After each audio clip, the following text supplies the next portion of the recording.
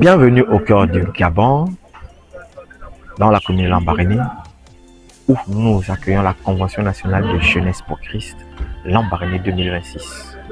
C'est ici l'occasion de découvrir le mystère de l'identité chrétienne. Qui es-tu?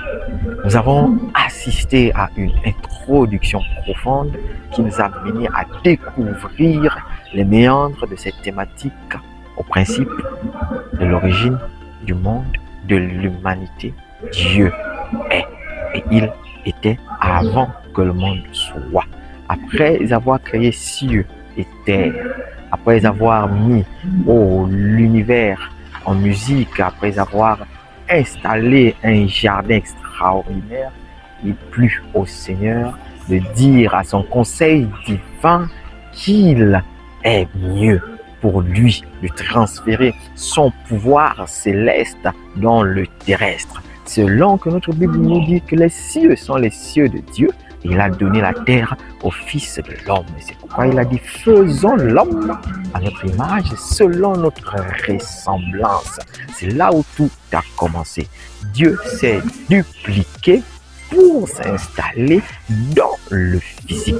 C'est pourquoi il prenait soin de venir communier, de venir s'assembler à nouveau dans l'esprit avec cet être fini qui était sur la terre. Mais un jour, un événement exceptionnel est arrivé. Cet homme vêtu de gloire, qui était la nature de Dieu et qui le maintenait dans cette communion profonde avec Dieu, a failli à sa mission d'obéir à la parole.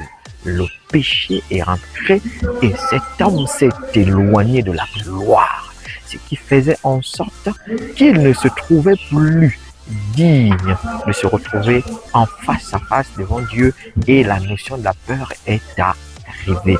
Le péché a enlevé l'homme de son piédestal pour le mettre dans la végétation, et c'est pourquoi nous avons vu qu'il a pu se revêtir de tout ce qui était végétal et mort.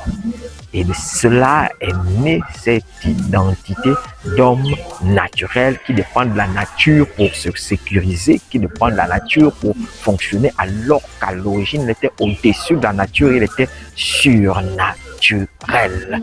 Donc, nous rentrons dans cette dimension du fait que l'habit définit le moine. En fait, la qualité du revêtement définissait exactement l'identité de l'homme à partir du péché jusqu'à ce que Dieu dit: oh non, je t'aime tellement que je dois te sortir de cet état de léthargie mortelle. Et pourtant, vous êtes des dieux, mais vous mourrez comme des simples hommes. Oh, nous avons découvert la profondeur de cette révélation de l'identité de l'homme en nous rendant compte que ce qui couvrait sa nullité, ce qui apportait la sécurité, n'était que du feuillage mort et destiné à la destruction. Mais l'amour de Dieu était tellement grand que Dieu voulait retrouver ces embrassailles, cette connexion, cette ressemblance à l'homme qui avait créé à l'origine et qui aujourd'hui se trouve détourné de la réalité du divin. Alors il fallait reconquérir cet homme et le rétablir dans sa spiritualité divine à l'image et à la ressemblance de Dieu. Il nous fallait alors un autre revêtement, il nous fallait alors un autre statut, parce que Dieu étant un Dieu d'amour, il est aussi un feu dévorant. Il ne pouvait plus revenir communier avec l'homme, parce que l'homme était déchu de sa nature divine, il était déchu de son vêtement de gloire, et il était revêtu d'un vêtement naturel et périssable qui ne pouvait embrasser le divin. C'est pourquoi la loi dit que celui qui voit Dieu meurt, parce qu'aucun homme ne peut voir Dieu. La grandeur de la gloire de Dieu dégage aussi la chaleur de son feu qui peut consumer tout ce qui est périssable. Une équation très difficile, mais que l'amour de Dieu a su et a pu surmonter en envoyant Jésus. Il a dit: me voici Père pour faire ta volonté. Il a accepté de se dépouiller de sa divinité et de rentrer dans la nature afin de venir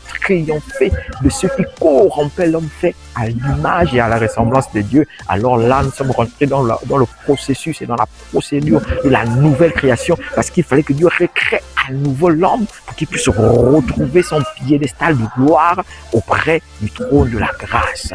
Alors il a dit: oh oui, l'homme est au cœur de sa volonté et il lui faut que l'homme retrouve la vie. C'est pourquoi il dit que Dieu ne permet pas la mort du méchant, mais au contraire, avec patience, il attend que le méchant se détourne de ses mauvaises voies. Oh, c'était une session exceptionnelle, une introduction très profonde et nous avons hâte de continuer cette découverte de qui nous sommes en Jésus.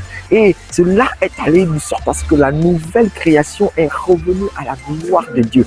Et il pouvait s'exprimer en disant, nous tous qui reflétons comme dans un miroir la gloire de Dieu, nous sommes transformés en la même image de gloire en gloire par le Seigneur, l'Esprit. Le miroir qui autrefois était brisé et reconstitué de sorte à ce que Dieu se mire dans l'homme et l'homme se mire dans Dieu. C'est pourquoi on dit les deux ne font qu'une seule plante parce qu'ils sont unis par le Saint-Esprit. Alors on retrouve la nouvelle création faite à l'image et à la ressemblance de Dieu, vêtue de gloire.